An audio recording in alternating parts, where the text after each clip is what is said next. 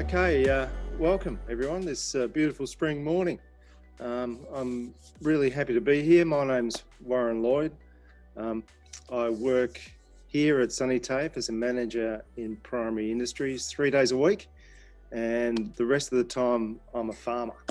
So I'm here this morning to talk about horticulture and agriculture, and I'm really pleased to see that we've got a few people who've hooked in to have a look and listen about what's going on.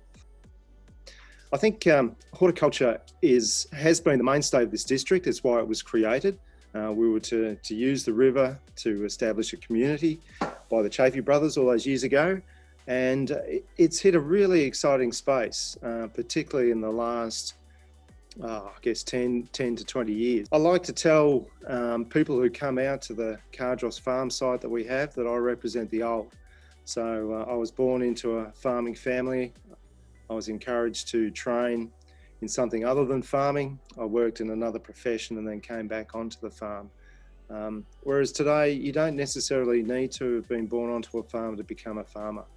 So the biggest change, I think, in the last 20 years is the creation of large corporate farms, and they've produced a new level of professionalism and skills, I think, in the horticultural space. And what it means for our young people at school is that there are fantastic opportunities and really good job pathways in horticulture. You don't need to go away. You can get the training here, and you can end up with a really worthwhile, well-paid job.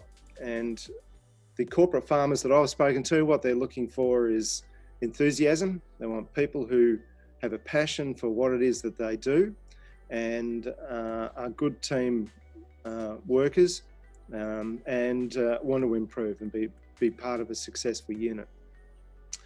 So I should point out, you've probably seen when you logged in that this is a recorded session, so we're hoping that we can use this later on. So I'll just like to make everyone aware of that.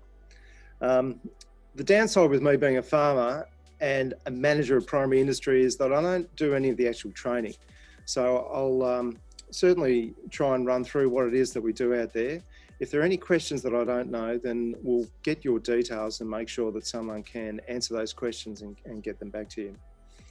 So what do we have here at Sunny Tape? We've got this fantastic farm. It's an absolute asset to this region that I don't think is known. The people don't know enough about it. It's about 24 hectares. We grow 9 different crops out there.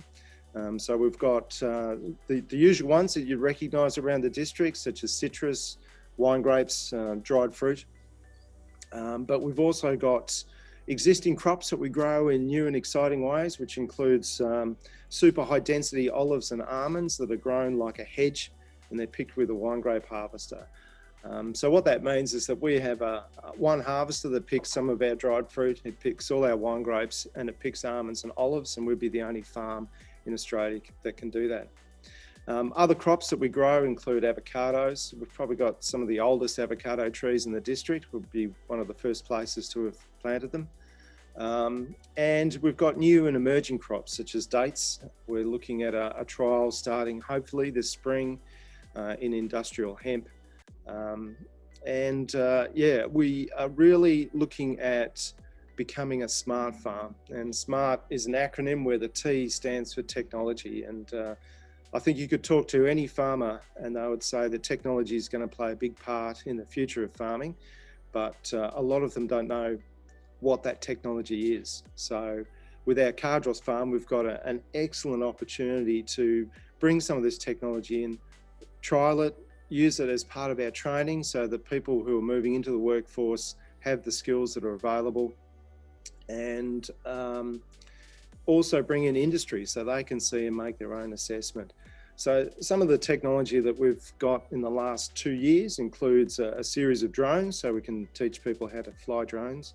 We've got a robotic nursery bed, so it has the capability of planting a seed exactly where you say you want it planted, and then it will water on top of those seeds and look for any weeds and kill the weeds. We also have a range of soil moisture monitoring equipment and weather stations. which gives you so much information that's available on your mobile phone. We have really flash fruit fly traps. They're called Rapid Aim, and they have a lure that attracts insects, and they can measure the dance pattern of the insect and identify which one's a fruit fly, and then alert you on your phone as well. We have a very flash tractor that has a GPS unit on top. Our whole farm has been mapped out. What it means is that we can pull into a row, flick a switch and take your hand off the steering wheel, and it will just drive in a straight line. It is all hooked up to a weedicide unit at the back, so you don't have to turn it on. As soon as you come into the patch, the weedicide unit will turn on, and when you come out, it will turn off. It maps absolutely everything, so you know exactly what is going on your farm. So the amount of, I think often with technology, it's about gaining data and then using that data to make good decisions. And the best farmers are the ones who make the right decisions at the right time. And possibly, in my opinion, the most exciting thing is that we've signed an agreement for the next 4 years to get a mechanical farmhand robot operating on our farm. So this robot has come out of Sydney University. It is in operation on farms between here and Swan Hill. And we will work with Agris, which is the team that put it together, to develop new curriculum and have this robot doing jobs and gaining data on our farm, starting off with vegetables and then moving elsewhere.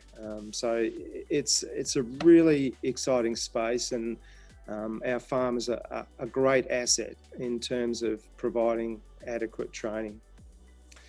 Okay, let's have a look at some of the courses that are available. Basically, there's Certificate 2, Certificate 3, Certificate 4 and Diploma. So that goes from your basic level and increases. The higher you go, probably the greater chance you have of moving into those management roles, if that's what it is that you're looking for. So within Certificate 2 and Certificate 3, we have agriculture and horticultural courses, as well as production horticulture in Certificate 3. We also have parks and gardens. So agriculture is a very broad thing. That's the whole of growing things in particular.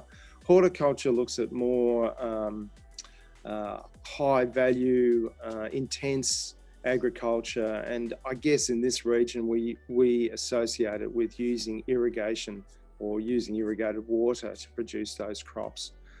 There's, I don't know if I mentioned Certificate 3 in parks and gardens. Often we get a lot of apprentices from council that come and do that type of course to learn how to maintain the gardens that council run. It can also be for people who work out at the botanic gardens or any type of gardening. Some of the wineries have big gardens that use their offset water, as well as golf courses. We've got fantastic golf courses in this region. So that's parks and gardens, gives you that type of skill. We also have Certificate 3 in rural operations, and rural operations is a jack of all trades type training tool. So it contains units from agriculture and horticulture, as well as some of the nursery. And that is a great segue into production nursery. The production nursery will give you the skills to work in the nurseries that are in the district. It's a big business. I mean, everything that you see that's growing out there, whether it's vines or trees, comes originally from a nursery. So yeah, there we have. We've got agriculture, horticulture, production horticulture, parks and gardens, production nursery, and rural operations as the general courses that we run. We are also hoping to bring some new ones on scope when they're available. One of those is using lab techniques. There's a lot of lab work that's used in agriculture, whether it's taking soil tests or within wineries. Every winery has their own lab. And the other one is Diploma of Agronomy, which is assisting you to get the maximum growth out of whatever it is that you're producing. My background, I'm a dried fruit grower. So I come from a family that, like a many generational family. I went away and trained to become a teacher. So I taught in a local school and then came back onto the farm. I've just got a question here. Does a Certificate 3 in agriculture or horticulture involve the business side of things, or is it more farm-based learning? There are certainly lots of units that are involved in that. So there would be some business units associated with it. A classic one is a production plan, where you'd have to look at setting a budget to redevelop a portion of a farm and work out exactly what is the best value, what are the things that you need to know to put in it, etc., etc. There is also if you were only interested in business, there is a certificate for an agribusiness, which I didn't mention, so which would look at those business units. Another question, what is the main difference between ag and hort? I think agriculture is growing everything. Anything to grow for food is agriculture. So that includes livestock. It also includes the wheat country that we see in the outskirts, anything that is grown for people to consume, and also for fibre as well. Whereas with horticulture, it is a more intense type form. It forms a subset of agriculture. So agriculture includes horticulture. Horticulture is a part of agriculture. And certainly in this district, what I equate it with is using water to grow high value crops. So I see horticulture being linked to irrigation.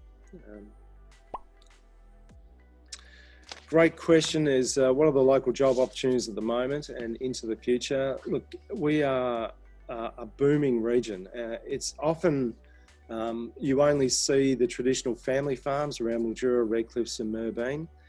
Beyond that, there are big enterprises that need people to work on it, capable people to work on it. So the job opportunities are fantastic. I think COVID-19 has created some challenges, often that we've used backpackers, international backpackers on holidays to come and do seasonal work. Well, we're not sure where that space is going to be in the next 2 years. So from the very basic jobs, there's huge scope for job opportunities in the next 2 years, going all the way through the levels of management. And as I said before, with the corporate farms, you've got people who've invested money. They want to know how that money's spent and that it's been a good decision. So it's important to, I think that's the difference with corporate farms, is that they've got to get really good information out there about what it is that they're doing, and they need to justify decisions that they're making, which means that they want to be making the right decisions at the right time. And all of that requires a level of skill, and that's where Sunny Tape comes in providing that skill level to allow people to succeed. Another great question is, what study modes do we offer? There's a range. You can do full-time or part-time. The only thing with part-time's great. It gives you greater flexibility if you're doing other things within your life, other areas of work, etc. The only thing about part-time is it does extend the amount of time it takes to finish the training. So there's part-time and full-time. But depending on what course you're doing, there's workplace, which means that if you have a job in horticulture somewhere in the district, then our staff will come out to you and do the training. There may be some classroom-based activities where you come to the farm, but it's largely based at your workplace. There's also traineeships and apprenticeships, and that means that you work somewhere and you come in for a period of time to do your study and work, and then go back and work at your job in horticulture. From what I gather, the difference between apprenticeship and traineeship is down to years. Apprenticeship usually lasts around 4 years, and a traineeship lasts for 2 years. There's probably a few other things in there. If you wanted more details, then please leave them here with the questions, and we'll find out exactly what the answers are. And that includes cost. There are free TAFE offerings here, which means the government covers the tuition cost, which is the major cost if you're going to do any study. That free TAFE is in Certificate 2 in Agriculture and Horticulture, Certificate 3 in Agriculture and Horticulture, and I think that's it. If there's anything else, you'll certainly find it on our website. Please have a look at the Sunny TAFE website and look for Agriculture and Horticulture, and you'll get a lot more information off that. Question here, do we have livestock at the Sunny TAFE farm? Unfortunately, no.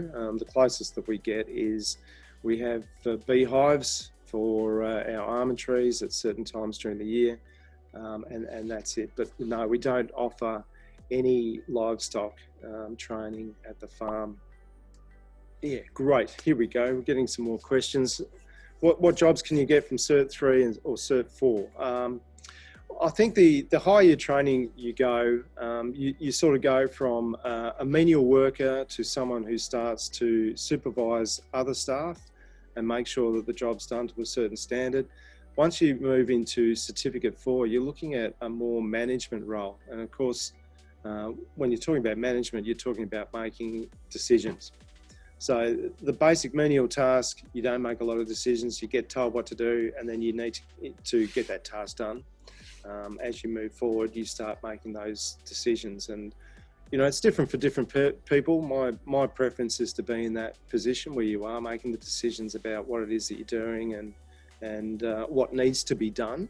And I don't particularly like doing all menial tasks, but the other great thing that I love about horticulture, everything is measurable. On any day that I work on my farm, I know exactly what it is that I've achieved by the end of the day, and that's something that I do like about it. Another question about facilities that are available at Swan Hill campus. In terms of Swan Hill, we don't at this stage offer a lot of horticulture. So if you're interested in horticulture, most of the training is done here in Mildura. We're hoping to change that going into the future. Swan Hill does focus on that agriculture, so it's the other type of farming, the farming that doesn't require irrigation largely, or that's pretty much it. So that's what we have available at Swan Hill. The mechanical farmhand robot I was talking about, they will be operating on farms around Swan Hill. So we're really keen to move into that space and see it develop in that campus as well. Oh, that's the other thing about the beauty about agriculture or horticulture, or what it is that I do as a dry fruit grower, is that even if there's a job that you don't particularly like, they don't last particularly long. It is a cyclical thing. So the longest job that we would have in our calendar year as a dry fruit grower is the pruning, okay? And you've got a 3-month window, I guess, to get that finished. But, I really enjoy the interaction with my fellow farmers in that. I absolutely love looking at trying to do things differently and try and become more efficient about what it is that you do. And I think that the history of farming in this country means that it is always changing, and you have to. I mean, my personal opinion on a farm is that if you do not make some level of improvement in any given year, you're actually going backwards, you're not going forwards. So that's, and I'm a firm believer in lifelong learning. So, it's old dogs can learn new tricks. It's never too late to pick up skills and learn what it is that you're doing. And even if you are at school thinking about a career in horticulture, whatever it is that you do, you can always build up that skill level and learn new things. I'd like to thank everyone that's come here. Please, if you've got any questions that I haven't answered or any further questions about horticulture, then leave your details and we'll get in touch and find out. If you want to come out and see the farm, even during this pandemic, provided you're wearing a mask, I'm more than happy to show you the classroom facilities and give a quick, brief overview of what it is that we have out there. It's a really great asset. It's existed for about 50 years, and we're taking it with confidence into the future. With that, I'll wish you all the best and enjoy the rest of the day. Thank you.